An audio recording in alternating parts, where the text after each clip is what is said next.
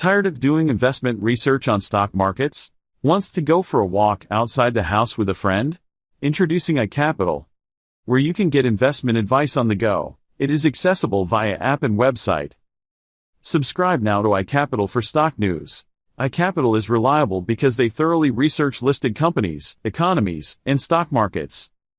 iCapital provides a clear perspective of how markets interact and how it influences your investment.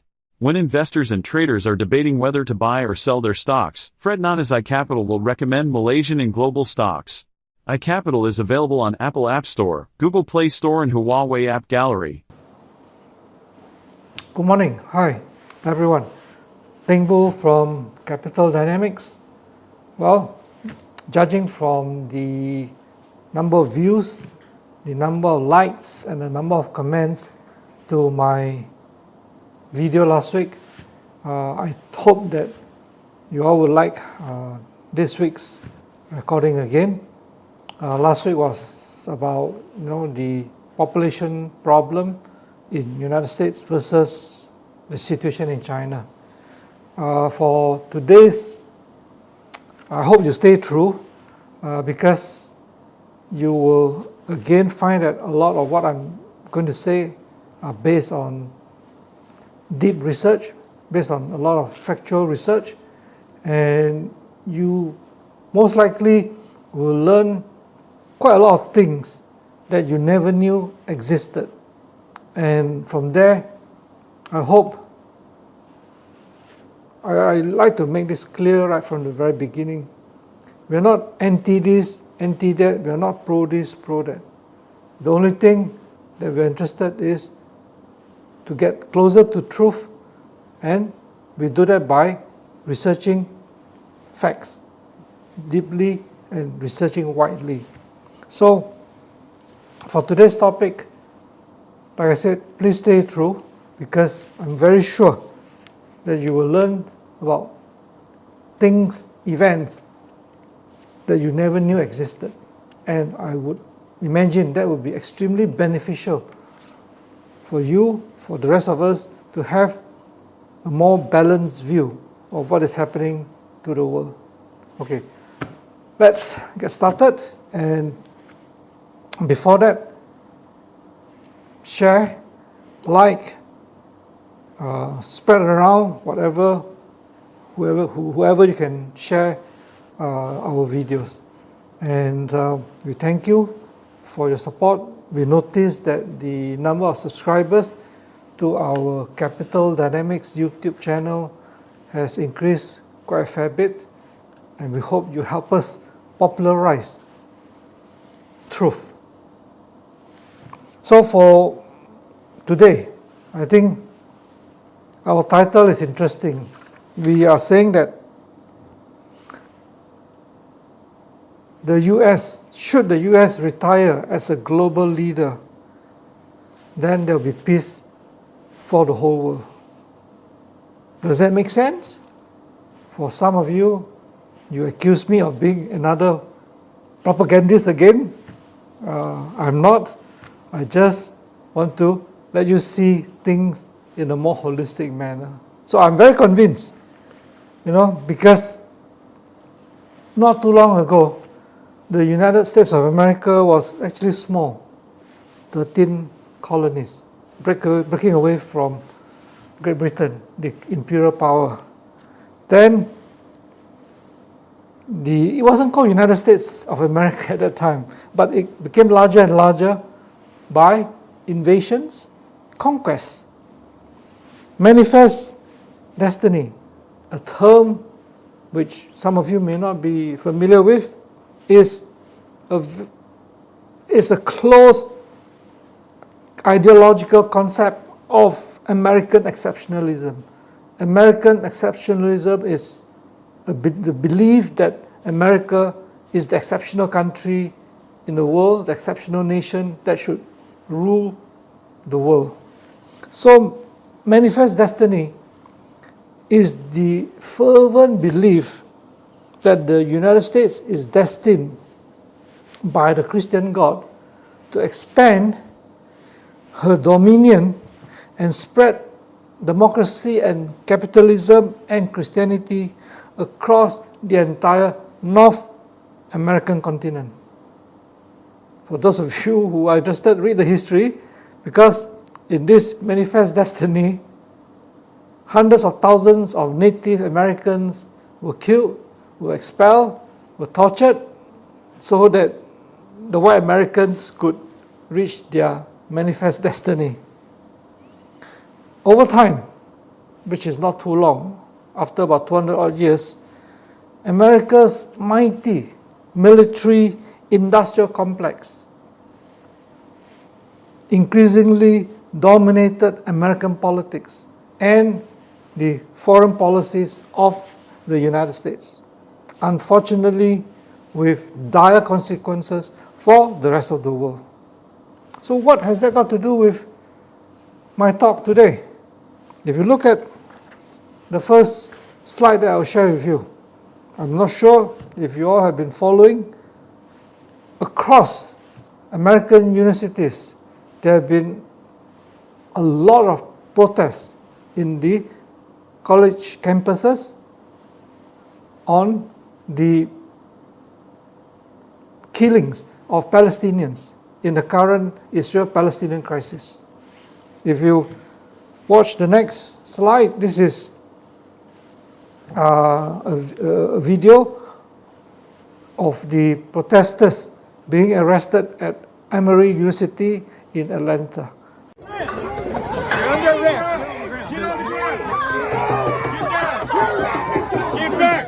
Get back!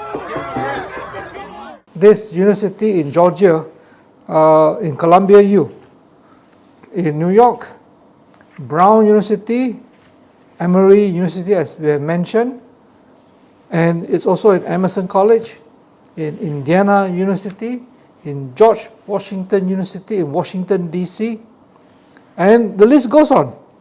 University of Southern California, UCLA, Northeastern University in Massachusetts, and in MIT, in University of Texas, Austin, University of Michigan, University of New Mexico, UC Berkeley, Yale University, Harvard University. It's a long list of universities, and these are students protesting against what is happening in the current Israel-Palestinian crisis, especially with regards to the killings of thousands of innocent Palestinians. So this protest that you're seeing now, I think that it will most likely spread and escalate and grow even more, because the Israel-Palestinian crisis doesn't look like as if it's going to stop anytime soon. So it's going to widen and escalate, which is where I want to bring you to the next event that I want to share with you. This is the massacre at Kent State University. It happened on 4th May 1970, where 4 students, unarmed students, were killed by the US government, by the military of the US government. 29 of the National Guard marched before a group of unarmed protesters and opened fire, killing 4 of the students and wounded 9 of the other students. What were these students doing? These students were protesting against America's brutal involvement in the Vietnam War. For those of you who do not know what the Vietnam War is, please do your research. It's a very bloody war. It lasted a long time. Let me just go on first. These are the snapshots of the shooting in 1970. Then can we look at the students, the names of the students. Jeffrey Miller was shot in the mouth, was standing. Ellison Cross was about 330 feet away from the National Guardsman. William Schroeder was shot on the left side of his back. Sandra Schur was also had a bullet pierced in the left front side of her neck. The immediate aftermath of this, the colleges and universities across the United States were closed temporarily because the protest was so widespread. It was sustained, it was fierce, it was nationwide. Anyway, at the end of the investigation, criminal investigation into the Kent State massacre, the federal court in the US dropped all charges against the 8 Ohio National Guardsmen for their role in the student massacre. Now, my focus is not on the massacre. My focus is on the Vietnam War, because the protest was against the unnecessary Vietnam War. Estimates vary. It's very hard to get accurate estimates, but the estimates vary that about 1 million to 3 million, most of whom are civilians, women and children, were killed.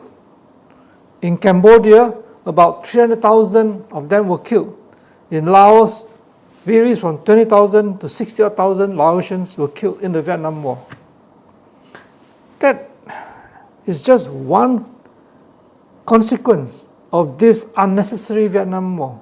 Because from 1965 to 1975, the United States and her allies, including countries like Australia, South Korea, New Zealand, and so on, dropped more than 7.5 million tons of bombs on Vietnam, Laos, and Cambodia. 7.5 million tons is double the amount of bombs dropped on Europe and Asia during the entire World War II. This is the largest bombardment in human history. I'm glad that I wasn't born a Vietnamese in the 1960s. If I were, I would probably be cursing America for the rest of my life. Now, it's not just that.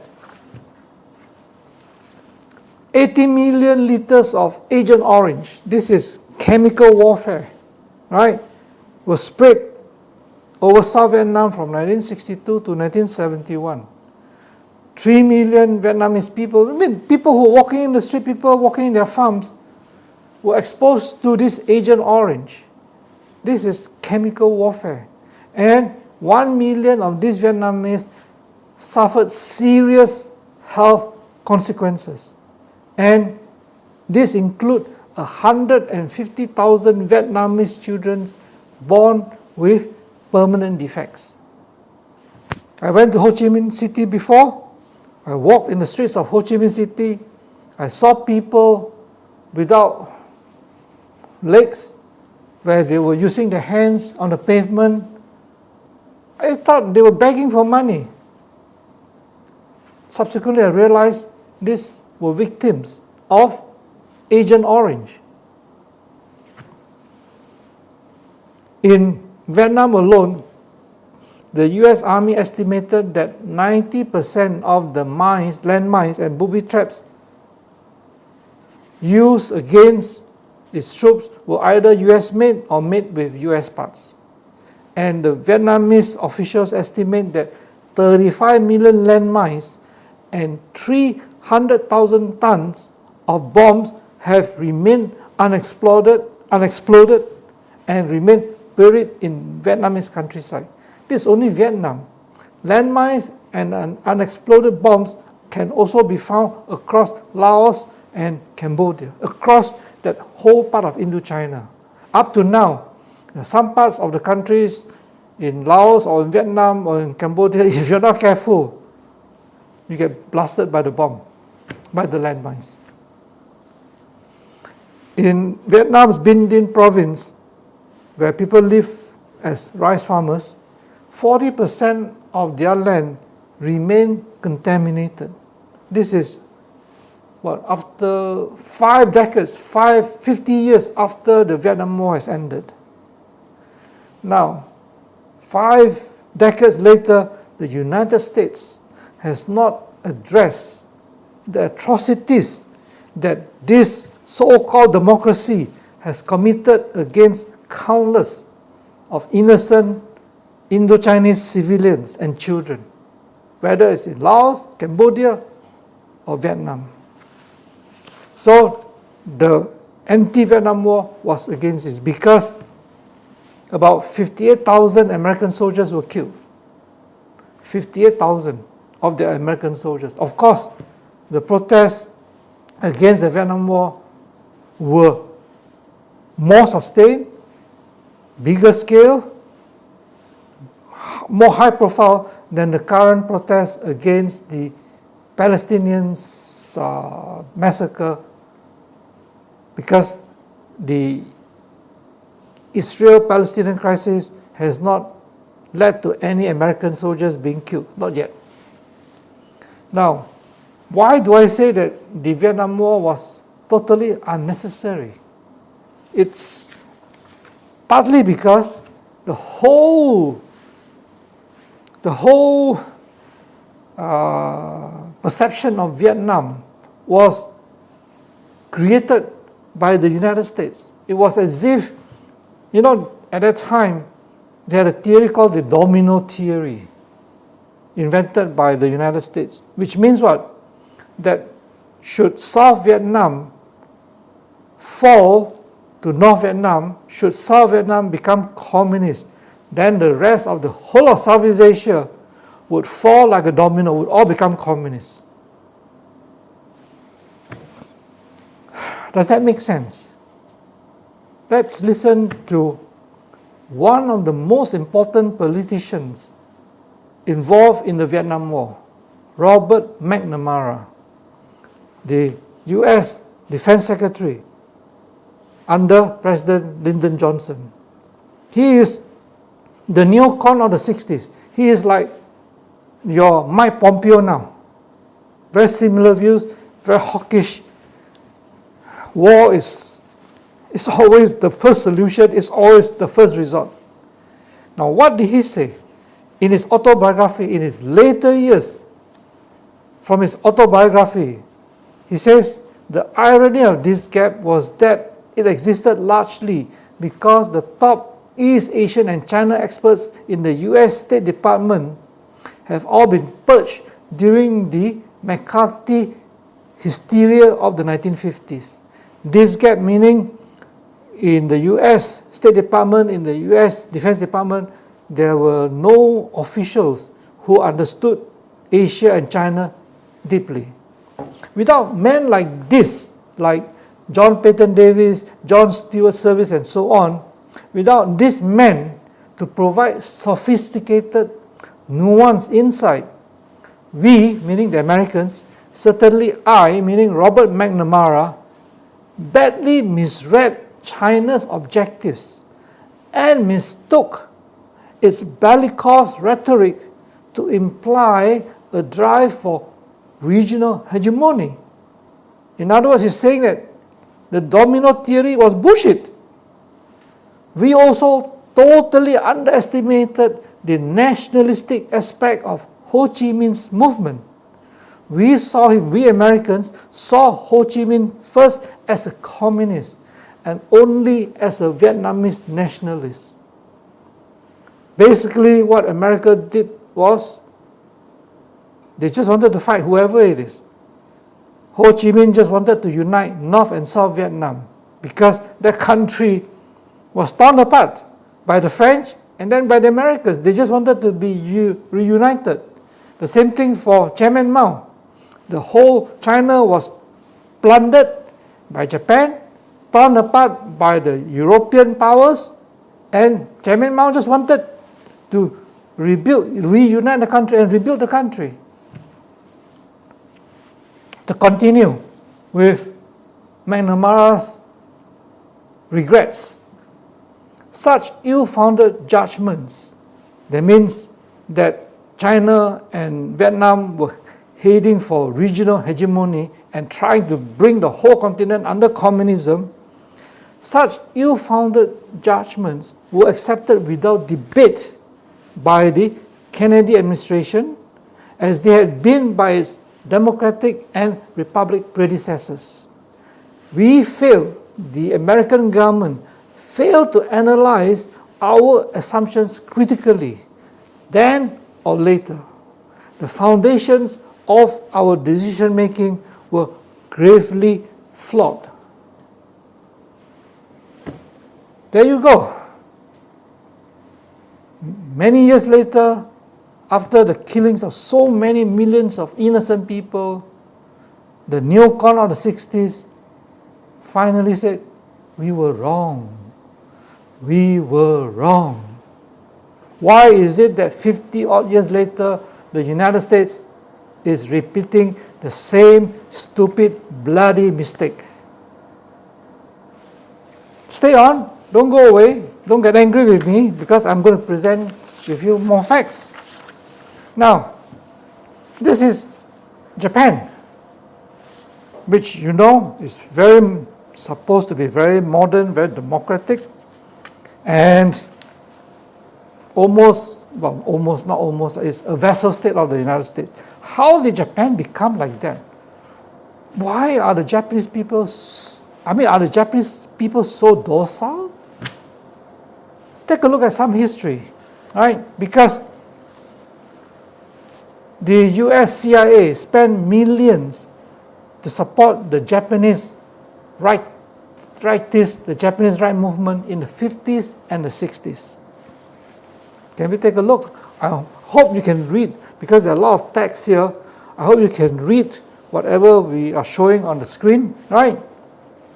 The American occupation forces freed accused war criminals like Nobusuke Kishi, who became Japan's prime minister later. Nobusuke Kishi is the grandfather of Shinzo Abe.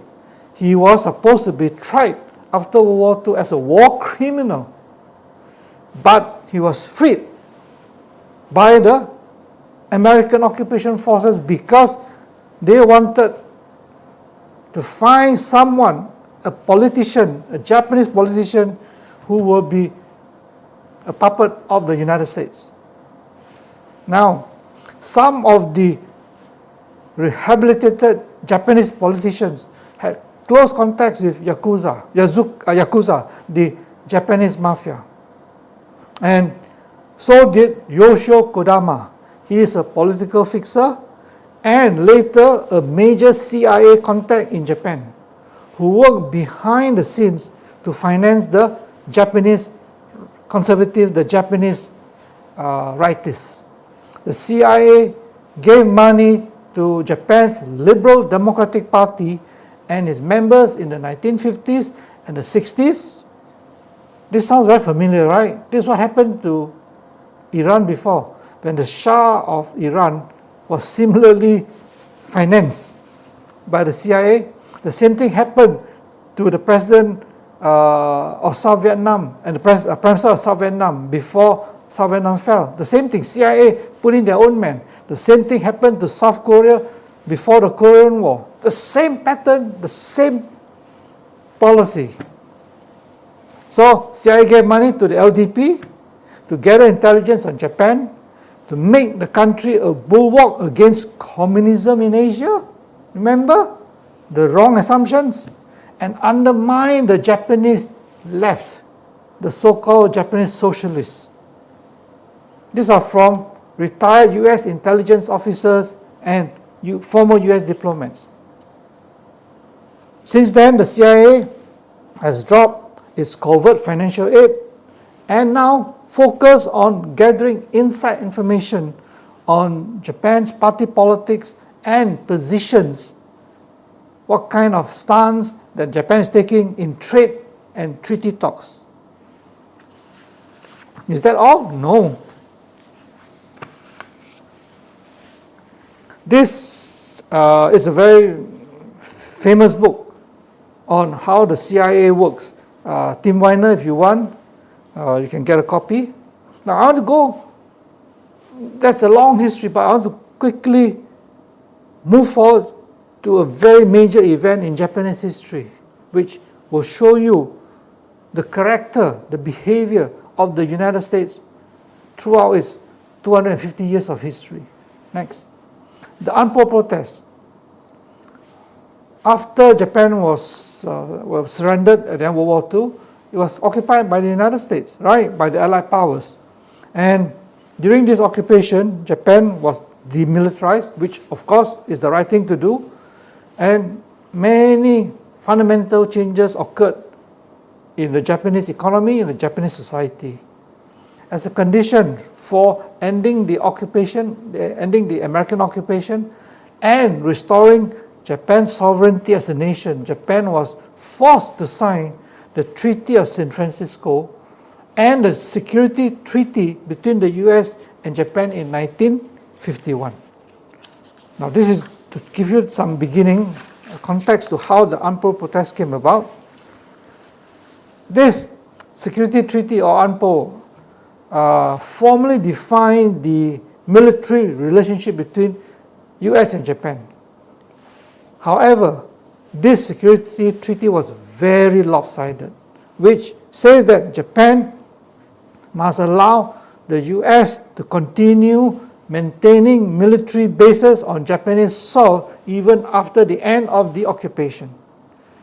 The treaty also prevented Japan from providing foreign powers any bases or military-related rights without the approval of the United States.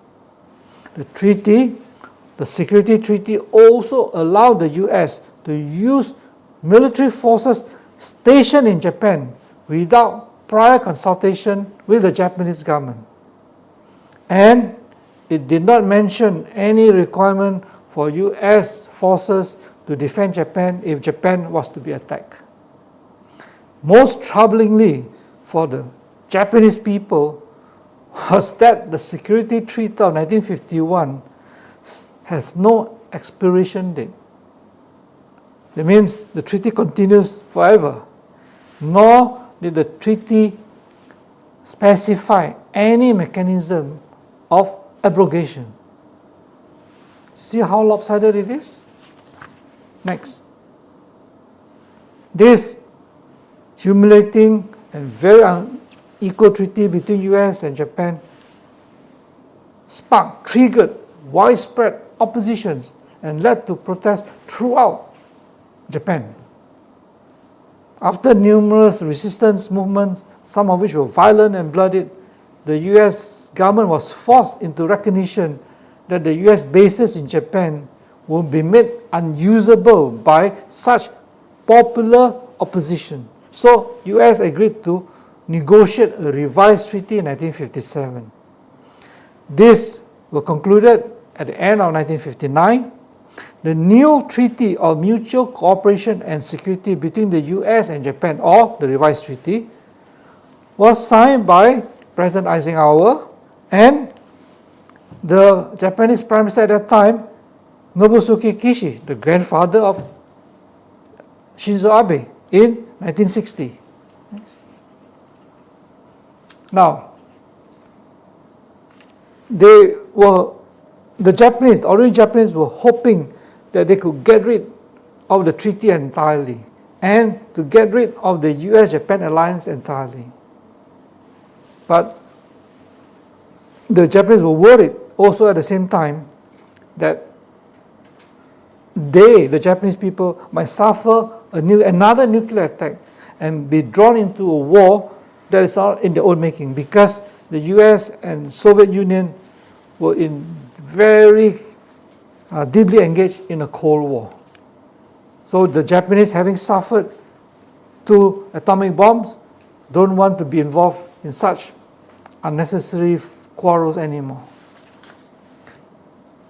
Popular oppositions to Anpo did not stop even after negotiations started to revise it. On the contrary, the protests gathered even more momentum and grew larger and larger in 1959 and 1960. Not only were politicians involved, students, farmers, ordinary workers, and even mothers participated in all kinds of activities to oppose American presence in Japan. You can see on the photo on your left-hand side, I hope you can see, you can look at the number of people involved in the protests. It's huge. And on the right, you can see ordinary Japanese woman. It was estimated that as many as 30 million Japanese took part in some form of demonstrations against the Anpo and its revision. 30 million Japanese, that is 1/3 of Japan's population. And you think that the Japanese people are docile? No. Let's take a look.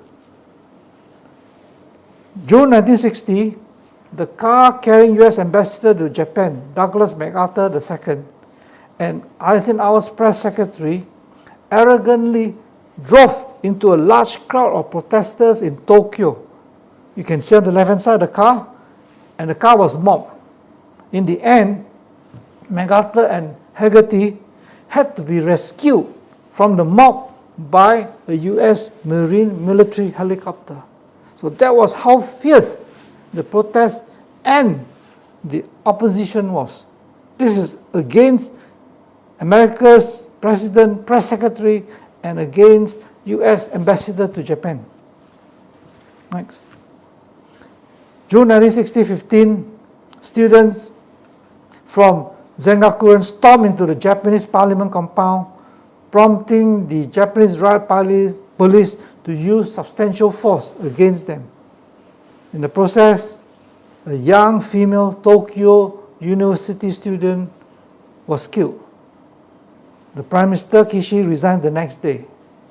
On June 17, 1960, Japanese newspapers across the country, which had previously supported the protesters in their struggle to kick out Kishi, issued a joint editorial condemning violence on both sides and called for an end to the Anpo protest movement.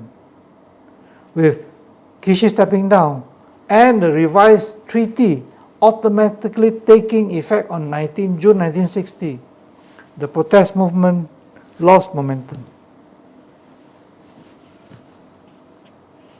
Basically, the Japanese protesters, although very large in numbers, 30-odd million, just could not fight against a very powerful coalition of the mighty US government, the American politicians, the CIA, and Japan's Yakuza, and traitorous Japanese politicians like Nobusuke Kishi and his younger brother Eisaku Sato, who was also a prime minister later on. Now we normally think, I said, that the ordinary Japanese people are so passive and so apathetic. They are not, as you can see in this Anpo protest. The brave Japanese people were simply demoralized. They took part in an honest protest for a good cause, a good peaceful cause, but lost to a deceitful coalition of Japanese and Americans that resorted to underhand, illegal, and gangster-like activities and tactics. So now, we know why there are so many protests in American universities against the killings of innocent Palestinians. I've shown you the protests in the American campuses. I've shown you the Vietnam protests. I've shown you the protests in Japan against the military bases, the military alliance. So why? Why are there so many protests? This is President Jimmy Carter. He was president from 1978 to 1982. In a conversation with Donald Trump a few years ago, Jimmy Carter called his own country the most warlike nation in the history of the world. What else did he say? Trump told Carter that he was concerned about how China is getting ahead of America. And Carter said that he agreed with the US president on this. But then Carter explained, since 1979, Do you know how many times China has been at war with anybody? None. And do you know why? I meaning President Carter, normalized diplomatic relations with China in 1979. Since 1979, do you know how many times China have been at war with anybody? None. And we, the United States, have stayed at war. Jimmy Carter, as I said, was the most warlike nation in the history of the world because it has this desire to impose American values on every country on the planet, big, small, young, ancient. Carter suggested that China was investing resources into infrastructure like high-speed rail instead of spending on military. Carter asked Donald Trump, how many miles of high-speed railroad do we have in this country? We have wasted, I think, $3 trillion US. China has not wasted a single penny on war, and that's why they are ahead of us in almost every way. I think the difference is if you take $3 trillion US and put it into American infrastructure, you probably have $2 trillion US left over. We will have high-speed rail, we would have bridges that aren't collapsing, we will have roads that are maintained properly, our education system would be as good as, say, South Korea or Hong Kong.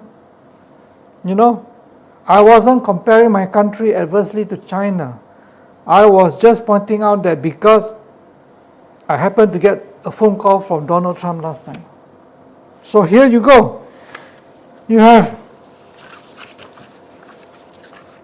a former president of America who has described his own country as the most warlike in the history of the world. America basically has a very entrenched, very established culture of war. If you're interested to read more about this, I can recommend you many books about why or how America has a very entrenched culture of war. By the way, these books are not written by the Communist Party of China. These books are written by American professors in American universities. They just have the guts to say out the truth that my own country has got the most entrenched culture of war in the entire history of the world. So, to the end, Carter says that I don't really fear that China will overtake US as the world top economic superpower, but it seems to bother Trump. And Carter says, I don't know why. Imagine an ex-president of America doesn't know why President Trump wants to fight with China, wants to launch a war against China. I suppose Carter would say the same thing about Joe Biden as well. So coming back to what I said at the very beginning, why do we have the protests, student protests in American universities against the Palestinian crisis? I hope you got my answer. Because America basically is a country that loves to fight with every other country in the world. If America stops supporting, especially military aid to Israel, I'm sure the Israeli people, the ordinary Israeli people and the Palestinians will sit down and talk and settle things peacefully. If America stops giving all the aid and bullying all the NATO members to give military aid to Ukraine, I'm sure the Ukrainian crisis will be over. If America stops setting up military bases, expanding military bases in Japan, in the Philippines, in Guam, in Okinawa, I'm sure the South China Sea will be as peaceful as what it was like for thousands of years before America existed. So, that's my take. You can agree, you can disagree, but I'm giving you a lot of things which are based on deep research. And please share, please like.